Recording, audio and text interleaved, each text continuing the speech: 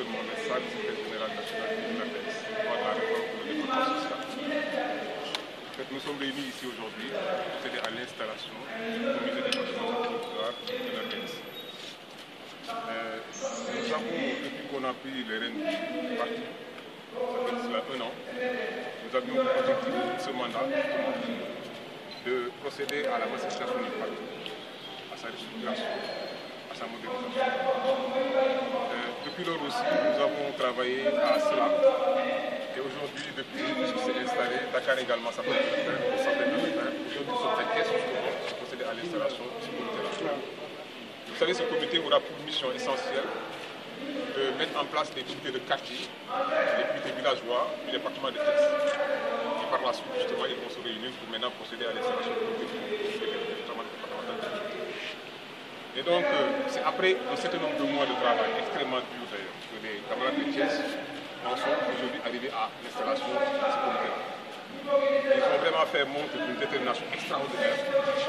Et ce n'est pas du tout évident, c'est beaucoup d'efforts, beaucoup d'énergie consentie pour cela.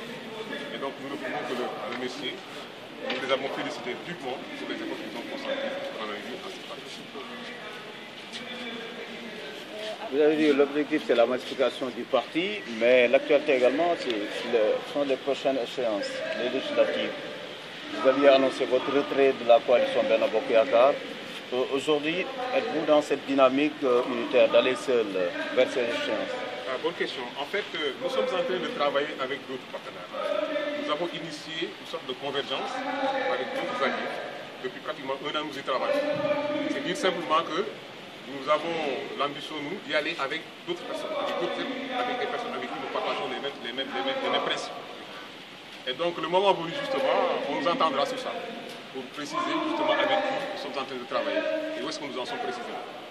Parce que tout le monde le sait aujourd'hui, pour se donner des chances d'avoir une certaine présence au niveau de l'Assemblée nationale ou ailleurs, il faut être ensemble, c'est extrêmement important.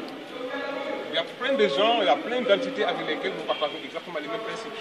Et donc, nous sommes en train de travailler vraiment ardemment d'ailleurs. J'espère que d'ici quelques temps, nous arriverons à quelque chose d'assez dynamique et d'assez fort. Et la presse sera informée de ça. Vous êtes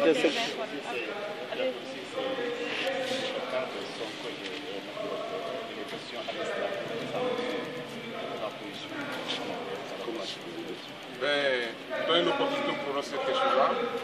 Vous savez, nous on considère que si on part même de ce que le président lui-même a annoncé depuis toujours, c'est-à-dire on met la patrie avant le parti.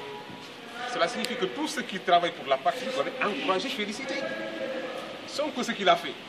Mais il n'a fait que porter des informations utiles et des informations vraies.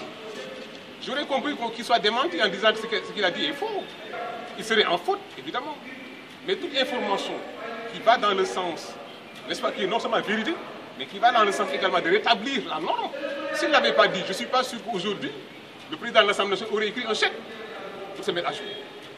Donc ça veut dire que de ce point de vue, il a contribué positivement à rétablir ce qui devait être. Et donc, de ce point de vue-là, j'aurais vu que le président le félicite pour le travail qu'il a fait, et non pas qu'il soit sanctionné de cette façon-là. Encore que, si un inspecteur aujourd'hui des impôts et domaines, vous avez entendu qu'il y en a 17 à peu près qui sont dans l'affaire, avait fait une telle déclaration, personne ne doute qu'il ne sera pas sanctionné.